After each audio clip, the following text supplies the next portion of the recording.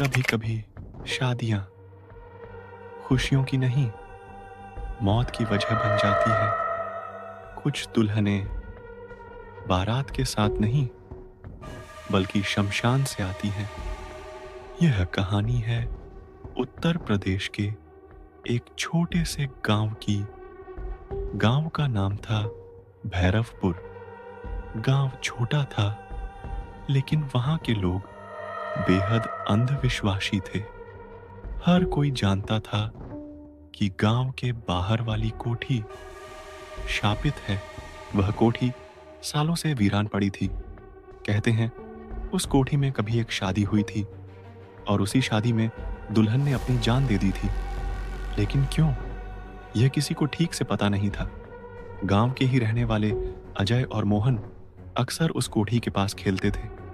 एक दिन अचानक उन्होंने देखा, रात के समय कोठी की खिड़कियों में दीपक जल रहे हैं, जैसे वहां सच में कोई शादी हो रही हो।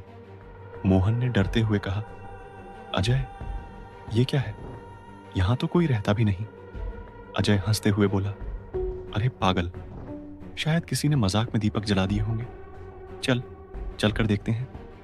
दोनों अंदर गए और वहां जो उन्होंने देखा उसने उनके होश उड़ा दिए। हॉल में सजावट थी, फूलों की माला, दियों की रोशनी, और बीच में बैठी थी एक दुल्हन। उसका चेहरा घूंघट में था। धीरे धीरे उसने सिर उठाया और दोनों को देखा। उसकी आंखें लाल थीं, जैसे किसी जलती हुई आग के अंगारे। चेहरा पीला और होंठों पर हल्की मुस्कान।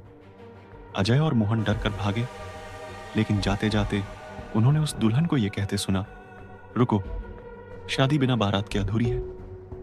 अगले दिन दोनों ने गांव के बुजुर्ग रामदीन बाबा को सब बताया। रामदीन बाबा ने गहरी सांस ली और कहा, बेटा, वो कोई आम औरत नहीं, वो है सावित्री। फिर बाबा ने कहानी सुनाई।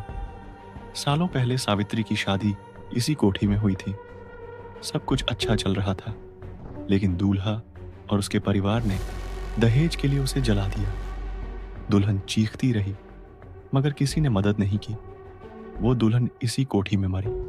उसकी आखिरी चीख आज भी इन दीवारों में गूंजती है। तभी से लोग कहते हैं, इस कोठी में हर अमावस्या की रात सावित्री फिर से दुल्हन बनकर आती है। अजय और मोहन ने सोचा, ये तो बस किस्सा है, लेकिन उस रात अजय के घर कुछ अजीब हुआ। रात के 12 बजे अचानक दरवाजा खटखटाया। अजय ने खिड़की से झांका और देखा, दरवाजे पर वही दुल्हन खड़ी थी। उसके हाथ में वरमाला थी और होंठों पर अजीब सी हंसी। वो धीरे धीरे बोली, अजय, कल रात तुम मुझे अधूरा छोड़ आए थे, आज चलो, मेरी बारात बनो। अजय डर से पसीने पसीने हो गया। वो भागा, चीखा, लेकिन आवाज घर के किसी सदस्य तक नहीं पहुंची। अगली सुबह गांव वालों ने देखा, अजय का शरीर उसी कोठी के अंदर पड़ा था। गले में वरमाला थी और माथे पर सिंदूर। गांव के लोग दहशत में आ गए। कहते हैं, अब हर साल अमावस्या की रात वो दुल्हन किसी नए दूल्हे को ढूंढती है।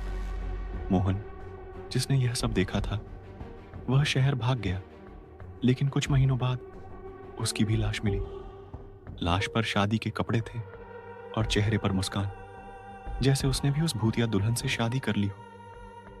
तो दोस्तों, अगर कभी किसी वीरान कोठी में आपको दीपक जलते दिखाई दें, या कहीं रात के अंधेरे में कोई दुल्हन घूंघट ओढ़े आपका नाम पुकारे, तो समझ लेना, वो दुल्हन जिंदा नहीं, बल्कि मौत है।